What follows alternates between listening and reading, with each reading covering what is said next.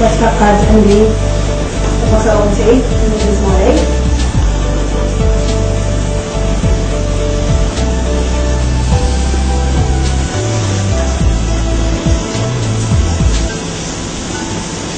عادي يحتاج تقريبا دقيقة واحدة.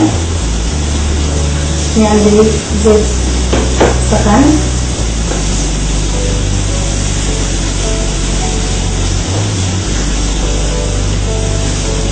طبعا خلي دائما مكونه نظيف.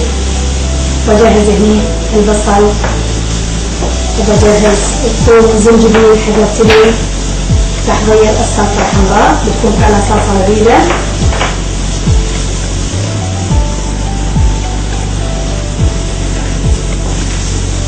خلاص الزيت عندي سخن، بضيف الثوم 3 فصوص ثوم مفرومة و2 ملعقة طعام زنجبيل طازج مفروم في البيت طازج يعطيني طعم لذيذ. وبصلة كبيرة قطعتها من شرائح جوانح يعني رقيقة طولية.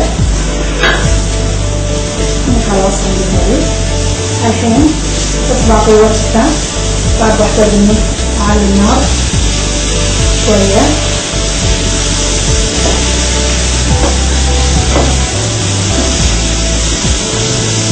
احتاج اني اعلي النار على اساس بس طبعا الصينيين ما يخلون البصل تحمير غامق الى البني، بس مجرد انه تقريبا خفيفة ويطبخون على نار عالية، فيعني ما بيحتاج انه وايد انه نخليها على النار مجرد دقايق. هني ببتدي بضرب الدجاج بوطي النار اشتغل شوي لونه لأنه طازج الحين يعطيني اللون الأبيض الحلو الناصع، بس يحتاج مني بعد وقت على أساس إنه بعدين بضيف له الصلصة الحمراء أو بضيف صدور الدجاج فوق الصلصة الحمراء. يعني اللي أسهل لك ممكن تسوين طريقتين.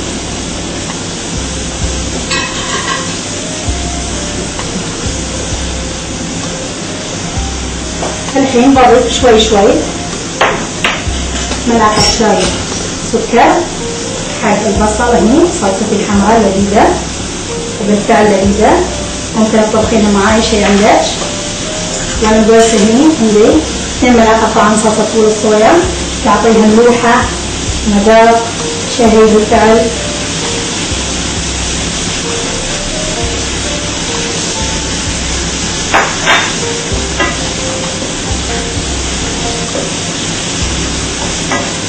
هاي صلصتي الحين بدأت تحتاج إني أعلي النار شوية. إذا توفر عليها فول الصويا وابتدي بعد بضيف ملعقة شاي خل أبيض يعطيها حموضة حلوة ونكهة. وآخر مكون عندي اللي هو ربع ملعقة شاي فلفل أحمر راح نحطه طبعا في البيت الطازج، تعرفي بكل بهاراتات حق البيت طازجة.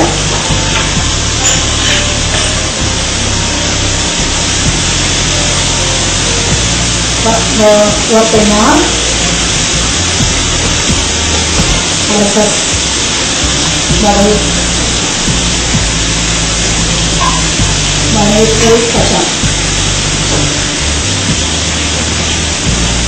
بضيف المقدار كله كان 4 ملاعق طعام صلصة الطماطم والكاتشب بيعطي الصلصة لون وكثافة حلوة وبيعزز النكهة.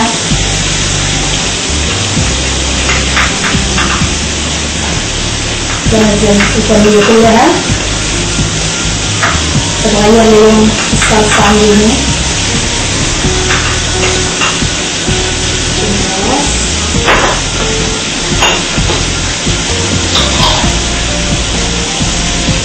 تجرب الحين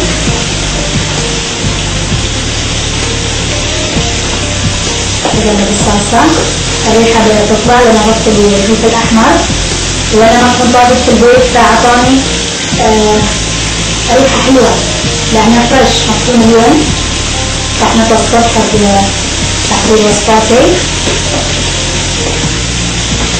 بعطي بس الصلصة دراي دقيقة واحدة وبضيف آخر مكون اللي هو الماء.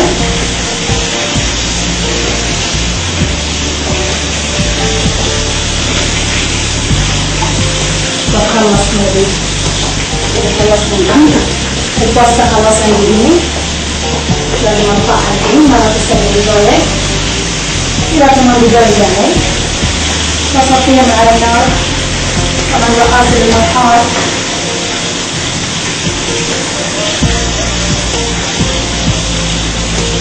بصفيها وبطلقها بس مجرد دقيقة واحدة بس تصفى من الماء. من صلصة دلوقتي تقطع لحتى تجهز تزيد بالفعل.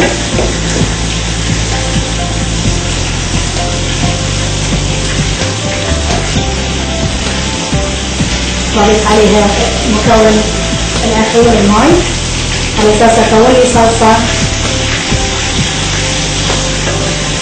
وأخليها على النار عشان تبرد عندي. بعلي النار شوية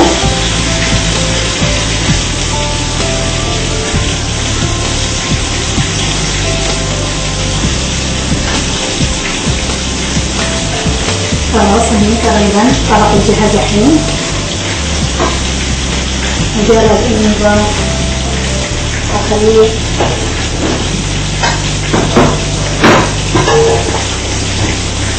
مجرد اني بس بخليه الدجاج بعدين بتأكد بضيف الحين على الصلصة الحمراء بس بعطيه تقريبا دقيقة واحدة وبعدين برجع بضيفها على الصلصة الحمراء الثانية. وبعد ما تقلب عندي الدجاج ونضج نص نضوج ضفت هني على الصلصة الحمراء خليتها تغلي في البداية وضفت القطع الفيليه هني على الصلصة الحمراء. ومثل ما وريتكم من ساعة صفيت النودلز تقليتي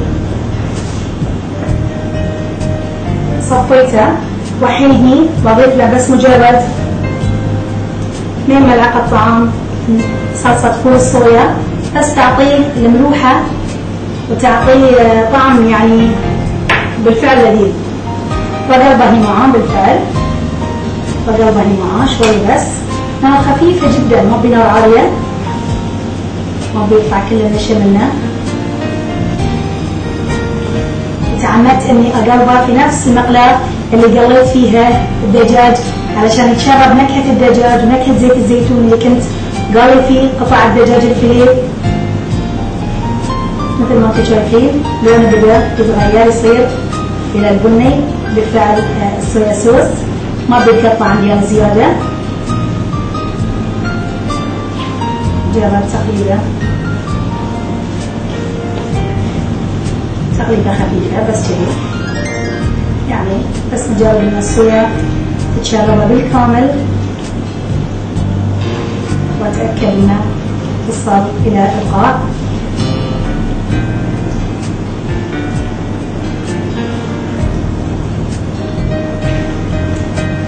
خلاص كفاية اللي كذي. الحين مجرد اني بضرب النودلز في طبق التقديم وبأنثر فوقه مكعبات الدجاج مع الصلصة الحمراء الحارة بس لما أعطيها بعد مجال بعلي النار هني بعطيه بس مجال انها تتكثف لي وتصير بقوام متجانس غليظ نفس اللي انا الدرجة اللي ابيها يعني. وبعدين بوريكم شلون بقدمه خلكم وياي.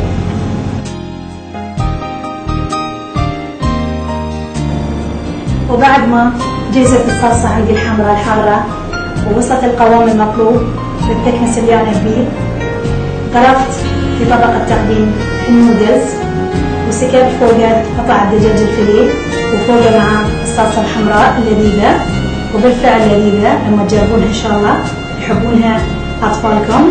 ان شاء الله تكون وصفتي اليوم خفيفة على قلوبكم وان شاء الله تجربونها وتستمتعون بطعمها. القاكم في حلقة بكرة صحتين وعافية.